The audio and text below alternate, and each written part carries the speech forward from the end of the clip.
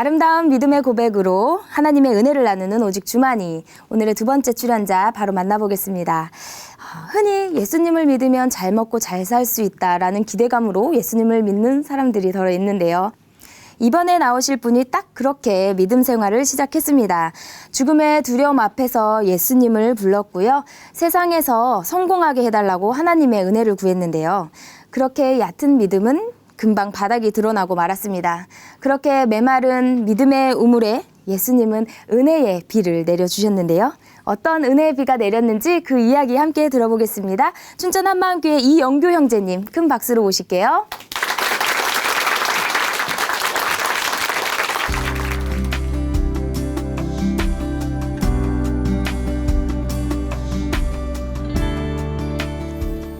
안녕하세요. 춘천 한마음교회 이영규라고 합니다. 저는 예수님을 믿으면 삶이든 심적 평안이든 물질이든 모든 것이 믿기 전보다는 나아져야 한다고 생각했어요. 예수님을 삶의 문제를 해결하는 수단으로 여기며 제가 필요할 때만 찾았는데요. 그랬던 제가 부활하신 예수님을 만나 이 땅에서 잘 되길 바라는 기복신앙에서 벗어나 영원한 것을 누리며 풍성한 삶을 살게 된 간증을 나누고자 합니다. 사람들은 저의 기름진 외모를 보고 참 교회 안 다니게 생겼어요 라고 하는데요.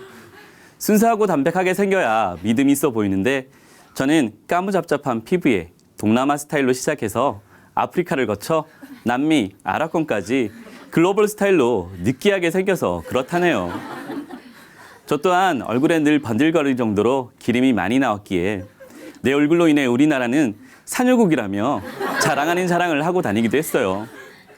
생긴 것처럼 저는 20대 초반까지 교회와는 전혀 상관없는 사람이었는데요.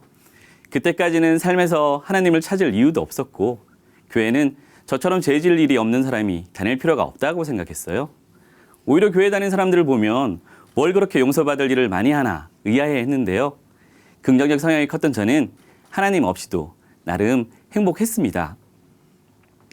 그러다 제 인생에도 간절히 하나님을 찾게 되는 일이 일어나기 시작했는데요. 그 처음이 군대에 가게 되면서였어요. 제가 좋아했던 여자친구를 친한 친구에게 뺏기고 그들이 꼴 보기 싫어 군대에 갔는데요. 그렇게 가게 된 군대에서 인생 최대의 시련을 맞이하게 되었어요. 도피하는 마음으로 일반 병사로 입대했는데 우리 기수 1,800명 중 4명이 간다는 공수부대에 가게 된 거예요.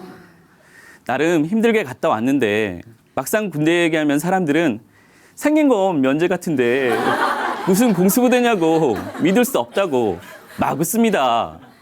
도대체 전 왜 이렇게 생긴 걸까요? 제 모습을 이렇게 만드신 창조주의 뜻이 아직도 궁금하답니다. 비행기에서 뛰어내리는 훈련이 있기 전날 혹시 내가 다치거나 죽는 건 아닌가라는 생각에 두려웠어요.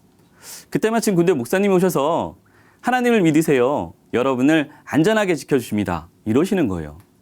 간절했기에 내일 정말 안전하게 지켜주시면 난 이제 하나님 믿는다며 잠들기 전까지 이 말을 되뇌었어요. 다행히 다음날 아무 문제 없이 훈련을 마쳤고 너무 감사한 마음에 군대에 있는 교회를 열심히 다니기 시작했습니다. 그런데 3개월 정도 지나면서 훈련이 익숙해지고 끝날 때쯤 마음이 변하더라고요. 조금 힘들어서 그렇지 할만하네. 누구는 이런 걸 스포츠로도 즐기는데 이런 생각이 드는 거예요. 안전과 목숨을 갈망했던 마음은 다 사라지고 제가 대견해 보이는 마음만 남게 되었어요. 그렇게 훈련을 마쳤고 하나님은 저에게 더 이상 필요한 존재가 아니었습니다. 두 번째로 하나님을 찾게 된 것은 대학 졸업 후 회사 생활을 하다가 창업을 하게 되면서였어요. 당시는 벤처 열풍이었고 그중 가장 뜨는 아이템인 게임 회사를 창업했는데요. 만들 게임은 해외에서 유행하던 장르인데다 대기업에서 투자도 받았던 터라 대박을 예상했어요. 하지만 뜻대로 되지 않았고 4년의 노력을 필요하고 회사를 정리하게 되었는데요. 사람, 돈, 여유 등 가졌던 것을 잃는 것도 힘들긴 했지만 무엇보다 미래에 대한 희망이 사라지니 너무 힘들더라고요. 그렇게 힘들어지고 바닥까지 내려오니 다시 하나님이 생각나서 이렇게 기도했어요. 하나님, 저 다시 시작하게 해주시고 일단 이 상황에서 벗어나게 해주세요. 그럼 하나님 꼭 믿을게요. 살만할 때 생각지도 않다가 힘들고 어려워지니 찾게 되는 속보이는 모습이었지만 오직 하나님만이 지금 상황에서 구해줄 수 있을 것 같았어요. 하지만 이번엔 아무것도 해결해 주지 않았고 하나님은 어디 계신지도 모르겠더라고요. 시간이 지나 점차 삶의 안정을 찾아가는 시점에 평소 자주 연락하던 막내 누나가 한마음교회 수련회를 꼭 오라고 하길래 갈등이 되긴 했지만 그래 누나 부탁이니 들어주러 간다 생각하며 가게 되었어요. 도착한 교회는 허름한 간이 건물이었는데 안에 들어가 보니 사람이 정말 많았어요. 목사님은 열정적으로 말씀을 전하고 계셨고 그 열기 때문인지 내부는 너무나 더웠어요. 하루 종일 앉아 있는데 오늘 하루가 빨리 지나가게 되기를 기도하게 되더라고요. 중간에 가고도 싶었지만 끝나고 닭갈비 사준다는 말에 가지도 못하고 더 빨리 끝내주기를 간절히 기도했어요. 정말 오랜만에 느껴보는 간절함이었습니다. 그분들은 오직 부활 밖에는이었겠지만 저는 오로지 닭갈비 밖에는이었어요. 오랜 기다림 끝에 먹은 그날 닭갈비는 정말 맛있었습니다. 수련회 후 누나와 자주 만나게 되었고 제 믿음의 식상을 너무나 잘 알고 있던 누나는 복음을 정확히 알고 믿어야 한다면서 도움 줄 수 있는 한마음교회 형님을 소개해 주셨어요. 저도 늘 힘들면 찾게 되는 하나님에 대해 알고 싶어서 형님과 일주일에 한 번씩 만나기로 했고 예수님을 제대로 알아보기로 하였습니다. 그렇게 2달 정도 지나갈 때쯤 동업 제안을 받게 되었어요. 야, 예수님을 믿으니까 이제야 인생이 풀리기 시작하는구나 생각했어요. 강남 번듯한 사무실에 시작부터 돈까지 벌어지니 와, 제대로 복 주시는구나 싶었습니다. 하지만 기쁨도 잠시 무리한 영입으로 인해 경쟁회사와 소송에 휘말리기 시작했어요. 문제를 해결하는 과정에서 오랫동안 알고 지냈고 믿었던 사람들과의 다툼으로 하루하루가 지옥 같았어요. 많은 상처를 받고 낙담하게 되었고요. 지치고 지쳐서 모든 게 싫었고 손해를 감사하면서까지 회사를 포기할 수밖에 없었습니다. 예수님 믿었더니 고작 이건가? 이럴 거면 왜 믿지? 하는 생각에 하나님에 대한 원망이 커져 배신감마저 들었어요. 과거에 이미 실패로 힘들어와서 다시 그렇게 되는 게 정말 싫었는데 또 실패하니 그렇게 만든 것이 꼭 하나님 같아서 너무 싫더라고요. 오히려 안 되는 것도 되게 해줘야 되는 거 아니야? 라고 생각했습니다. 그때 저는 경제적으로도 굉장히 힘들었는데요. 회사에서 손을 뗀 후 다른 일을 알아보면서 돈 벌기가 이렇게 힘든지 일이 안 풀려도 이렇게 안 풀릴 수 있는지 뼈저리게 느끼게 되었어요. 지금까지는 돈 버는 것을 크게 걱정해 본 적은 없었는데 이번에는 아무리 일을 많이 해도 돈을 벌 수 있는 가능성이나 기회가 계속 막히니 미치겠더라고요. 마음이 아프니 몸도 아프고 그렇게 서서히 지쳐갈 때 예전에 들었던 말씀 하나가 생각났어요. 무엇을 하든지 말에나 일에나 다 주 예수의 이름으로 하고 그를 힘입어 하나님 아버지께 감사하라. 무엇을 하든지 예수의 이름으로 하고? 아니, 이 말씀이 갑자기 왜 생각나지? 그리고 이 말씀이 내가 망한 거랑 무슨 상관이야? 바로 이해가 되지 않았고 더 궁금해졌어요.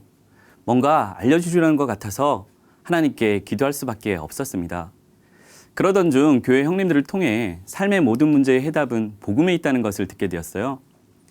믿고 있다는 것이 나만의 착각일 수 있다는 생각에 그때부터 진지하게 복음에 대해 고민하며 엎드리게 되었습니다. 요한복음을 보던 중 제자들은 예수님이 부활하신 후에야 성경과 예수님이 하신 말씀을 다 믿을 수 있었다는 것을 알게 되었어요. 제자들도 예수님이 부활하시기 전에는 그분을 하나님이 아니라 선지자 정도로만 여겼더라고요. 그랬던 제자들이 구약의 예언대로 부활하신 예수님을 실제로 보게 된 순간 예수님이 하나님이신 것을 믿을 수밖에 없었던 거였어요. 그랬기에 제자들은 죽음도 불사하며 예수님의 부활을 전한 거였어요. 아, 예수님이 정말 성경대로 부활하셨구나. 그들이 그것을 똑똑히 봤구나. 너무나 큰 충격이었어요. 제자들은 특별히 선택받아서 그들의 믿음은 처음부터 절대적인 믿음이라 생각했었는데 그게 아니었던 거였어요.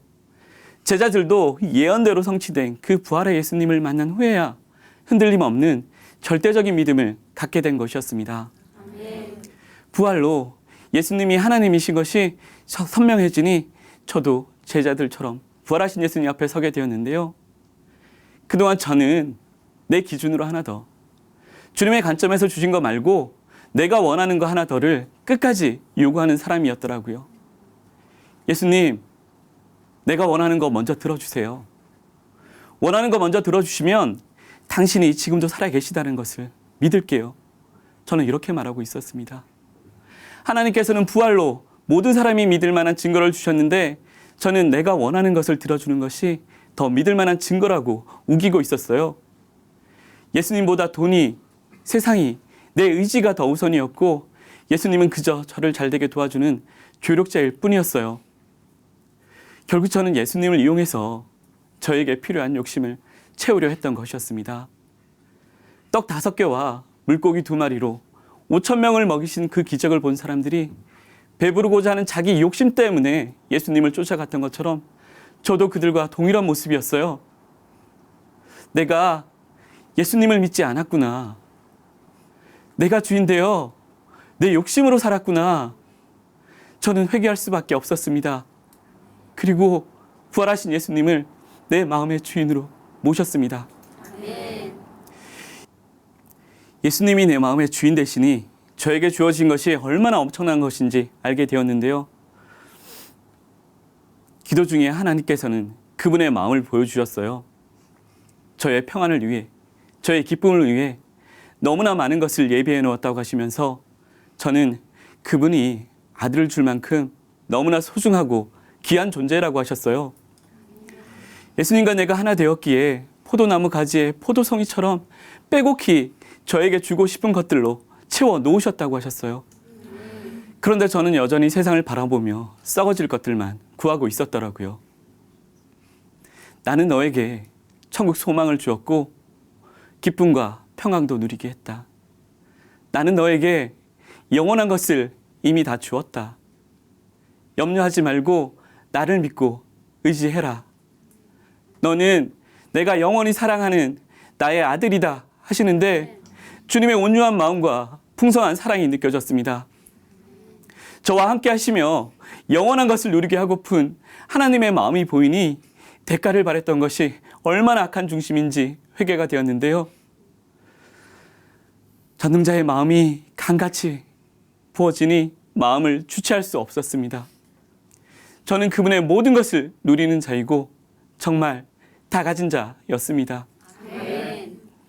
예수님과 한 생명 되니까 기쁨과 즐거움의 개념도 바뀌게 되었어요. 생긴 것처럼 제가 좀 놀아봐서 아는데요. 세상 즐거움은 반복될수록 실증나서 더 강하고 자극적인 새로운 걸 찾게 되잖아요. 그런데 예수님과 함께하면 모든 순간순간이 더 새로워지고 감사해져요. 세상 어떤 기쁨과 즐거움보다 부활하신 예수님을 바라보며 그분과 동행하는 것이 최고의 기쁨이자 즐거움이 되더라고요. 제가 이렇게 기쁘고 감사하게 살 수 있는 또 한 가지는 교회 공동체였어요. 복음으로 함께 후사가 되고 함께 지체가 되고 함께 하나님의 약속에 참여한 자가 되니 공동체의 기쁨이 저의 기쁨이고 공동체의 기도가 저의 기도이고 공동체의 풍성함이 저의 풍성함이 되더라고요. 교회에는 다양한 삶의 경험을 하신 분들이 많이 계세요. 한 번은 회사 문제로 너무 힘들었는데 많이 망해본 형님의 조언을 듣게 되었어요. 그 형님은 성공하는 법은 몰라도 망하는 것은 확실히 안다고 하면서 최근에 망하지 않는 법을 성경에서 찾아봤는데 성급히 결정하지 말고 현명하게 조언해 줄 수 있는 사람을 주변에 많이 두는 것이라고 하셨어요. 내가 판단 결정하기보다 주님의 뜻을 구하고 공동체의 조언을 들으라는 충고였어요. 일과 관련된 문제에 대한 답도 오직 성경 말씀과 공동체를 통해 찾으려는 그 형님의 마음이 보였어요. 저도 그렇게 하고 싶었고 지체들의 조언과 기도가 더해지며 잘 해결할 수 있었습니다. 이렇게 어려움과 고난은 공동체 안에서 나누며 가벼워졌고 축복은 지체수만큼 더해져서 이 땅에서도 천국에서도 영원히 함께하는 하늘 가족임을 알 수 있었습니다. 그리고 제가 힘들었을 때 주셨던 무엇을 하든지 말에나 일에나 다 주 예수의 이름으로 하라는 말씀으로 주대심의 의미를 제대로 알게 해주셨는데요. 주인이시면 무엇이든지 주인께 먼저 의뢰하고 순종해야 하는데 저는 내가 결정하고 통보해 놓은 것으로 순종했다고 여기고 있었어요. 주님의 뜻이 먼저인데 그게 중요한데 저는 내 생각이, 내 행동이 앞서 그러지 못했던 거예요. 무엇을 하든지 다 주 예수의 이름으로 하라. 아, 이거였구나. 나 중심이 아니라 예수님을 중심으로 살라는 순종의 말씀이었구나. 이제는 전능하신 하나님이 제 안에 함께 하시기에 그분의 주권에 순종하는 삶을 살 수 있어요. 주인인 예수님이 항상 동행하니 말에나 일에나 모든 것을 예수님의 이름으로 할 수밖에 없더라고요. 저는 이제 주님과 동행하며 기쁨으로 부활의 복음을 전하고 있어요. 교회 지체들 중에는 자신의 병이, 자신의 약점이, 자신의 잘못된 삶이 복음을 전하는데 사용되어지는데요. 전 이 느끼하고 믿지 않게 생긴 얼굴이 복음을 전하는데 사용될 줄은 몰랐어요. 오래 알고 지낸 사람들이야 저를 잘 알기에 크게 놀라지 않는데요. 최근에 알게 되거나 사회에서 만난 지인들은 저의 외모만 봐서인지 제가 교회를 다닌다고 하면 깜짝 놀라는 반응을 보여요. 그런 지인들이 어이없어 하면서 믿게 된 계기가 뭔지 묻곤 하는데요. 그때마다 부활하셔서 지금도 살아계시는 예수님을 전합니다. 그리고 너도 예수님 믿지 않은 죄를 회개하고 예수님을 주인으로 믿어서 천국 가길 바라고 이 땅에서도 천국의 삶을 살 수 있으면 좋겠어 라고 말해줘요. 세상에서 그저 알고 지내며 스쳐 지나가는 사람이기보다 진정 주님 안에서 형제이고 싶거든요. 또 가족들에게도 부활하신 예수님을 전했고 조카들과 매주 만나 예배드리며 복음을 나누고 있습니다. 최근에는 회사를 다시 할 수 있는 기회도 생겼는데요. 이번에는 돈 한 푼 없이도 회사를 만들게 해주셨어요. 어려운 여건상 힘들 때도 많지만 이젠 철저히 주님께 의뢰하고 순종합니다.